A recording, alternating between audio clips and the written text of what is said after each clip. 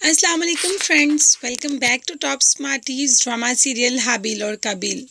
हारिस अपनी ज़िद और अपनी ईगो में ही रहा और हुरम तरक्की की राहों पर निकल गई। हुरम जो कि आहिस्ता आहिस्ता बहुत ज़्यादा आगे जाती जा रही है, सिर्फ और सिर्फ अपने काम की वजह से। और हारिस वहीं का वहीं खड़ा है। ये चीज़ तकलीफ़ तो देती है, लेकिन इस चीज़ का इजहार किसी से कर नहीं पा रहा। और जब हुरम के बाप को देखा तो बोल दिया कि आपकी बेटी घर बिसाने के काबिल ही नहीं। तो उसके बाप ने भी कहा कि अल्हम्दुलिल्लाह, मेरी बेटी जैसी भी है बहुत अच्छी है, तुम्हारे जैसी नहीं जिसको रिश्ते निभाना आता ही नहीं और जिसको पता ही नहीं कि कौन सी बात कहाँ करनी है, सिर्फ और सिर्फ अपनी ईगो में रहना। अल्लाह का शुक्र अदा करता हूँ कि मेरी बेटी तुम जैसी नहीं। ये बात तो तीर की तरह चुभ गई हारिस को। घर आया तो क्या देखता है कि कादिर की भी प्रमोशन हो गई और हारिस के साथ कुछ भी ऐसा ना हो सका। कादिर की प्रमोशन पर सब बहुत ज़्यादा खुश हैं और कासिम मामू ने सारा क्रेडिट सोबिया को दे दिया कि जब से सोबिया मेरी बेटी की ज़िंदगी में आई है, मेरे बेटे की तो किस्मत ही चमक गई है। नो डाउट, वाकई ही कादिर की किस्मत तो चमक ही गई है और कादिर और सोबिया एक दूसरे के साथ खुश भी नज़र आते हैं। तो ये बात भला हारिस को हज़म कैसे हो सकती है कि कोई हारिस की मौजूदगी में खुश हो सके।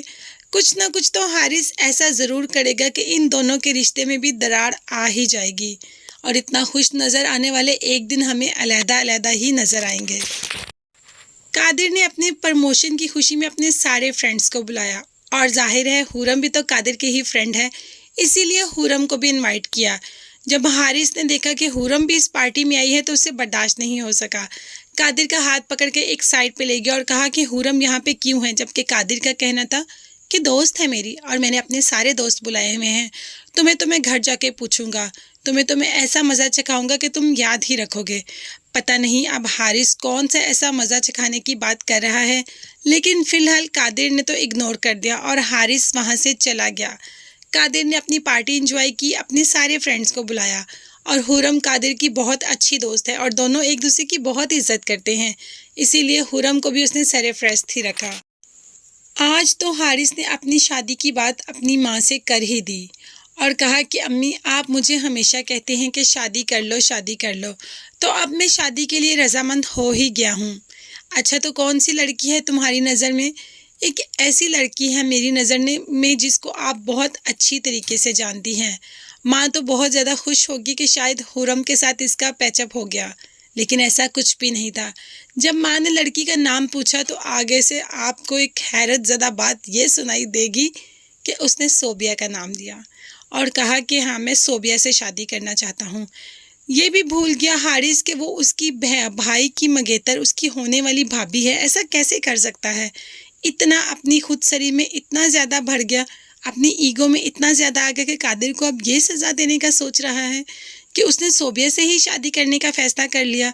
तो इसी तरीके से अब ये दोनों भाई सोबिया के लिए ही लड़ाई करेंगे और हुरम अपने करियर पे फोकस करेगी।